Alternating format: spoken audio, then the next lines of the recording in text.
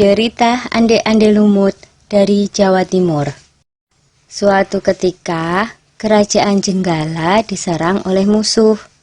Ketika perang semakin sengit, permaisuri raja yang bernama Putri Dewi Sekartaji melarikan diri dan bersembunyi ke sebuah desa yang jauh dari Jenggala. Untuk menjaga keselamatannya, ia menyamar sebagai gadis kampung. Dewi Sekartaji tinggal di tempat Nyai Intan. Nyai Intan adalah seorang kaya yang mempunyai 3 putri, yaitu Kelenteng Abang, Kelenteng Ijo, dan Kelenteng Biru. Oleh Nyai Intan, Dewi Sekartaji diangkat anak dan diberi nama Kelenteng Kuning. Setelah keadaan di kerajaan Jenggala kembali tenang dan aman, sang pangeran mencari jejak istrinya. Ia pergi dan menyamar menjadi seorang pangeran yang sedang mencari jodoh. Panji Asmarabangun menyamar dengan nama Ande-Ande Lumut, lalu membuat sayembara. Dalam waktu singkat, berita sayembara itu tersebar jauh hingga ke desa si Kelenteng Kuning. Kelenteng Abang, Ijo, dan Biru mendengar kabar sayembara itu. Mereka sangat senang dan ingin mengikuti sayembara itu. Kita harus berhias agar terlihat cantik dan memikat sang pangeran, kata Kelenteng Abang. Benar sekali, kita akan memakai pakaian dan perhiasan yang paling bagus, kata Kelenteng Ijo.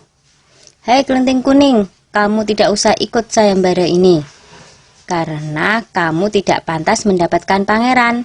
Lebih baik kamu mencuci baju di sungai, perintah Kelenteng Abang sinis. Ketika Kelenteng Kuning sedang mencuci di sungai, tiba-tiba seekor burung bango datang menghampirinya. Anehnya, burung itu bisa berbicara dan kedua kakinya menggenggam sebuah cambuk. Wahai Tuan Putri, pergilah ke desa Dadapan mengikuti sayembara itu. Di sana Tuan Putri akan bertemu dengan Panji Asmarabangun.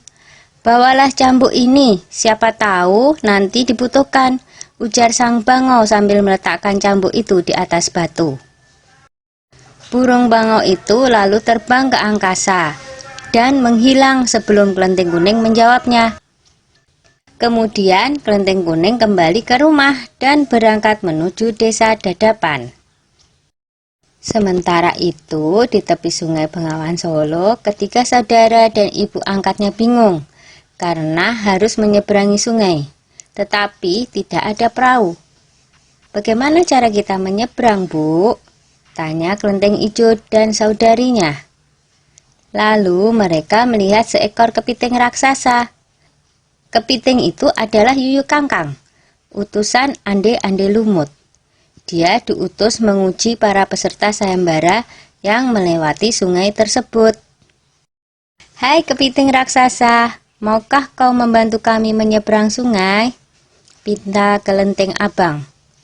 Yuyu Kangkang tertawa lebar. Hahaha, aku akan membantu kalian, tapi ada syaratnya, kata dia. Apapun syaratnya, kami bersedia. Yang penting kami bisa menyeberang, jawab Kelenteng Abang. Kalian harus menciumku, kata Yuyu Kangkang. Dan mereka pun bersedia memenuhi syarat si Yuyu Kangkang. Kelenteng Kuning tiba di pinggir sungai. Yuyu Kangkang mengajukan syarat yang sama, tetapi Kelenteng Kuning menolak. Dia tak ingin mengkhianati suaminya. Berkali-kali Kelenteng Kuning memohon, tetapi Yuyu Kangkang tetap menolak. Akhirnya Kelenteng Kuning memukulkan cambuknya ke sungai, dan seketika itu air sungai Bengawan Solo surut. Melihat itu, Yuyu Kangkang ketakutan dan segera menyeberangkan Kelenteng Kuning, bahkan mengantarnya sampai ke desa Dadapan. Sayembara pun dimulai. Secara bergiliran, Kelenteng Abang dan adik-adiknya menunjukkan kecantikan mereka di hadapan Ande-Ande Lumut. Namun, tak seorang pun di antara mereka yang dipilih oleh Ande-Ande Lumut.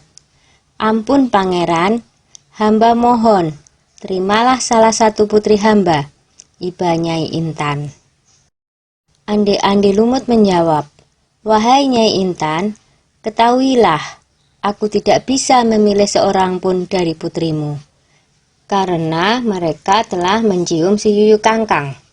Sambil menunjuk kelenteng kuning, pangeran melanjutkan, aku memilih gadis ini karena dia telah lulus ujian, tidak mau mencium si Yuyu Kangkang.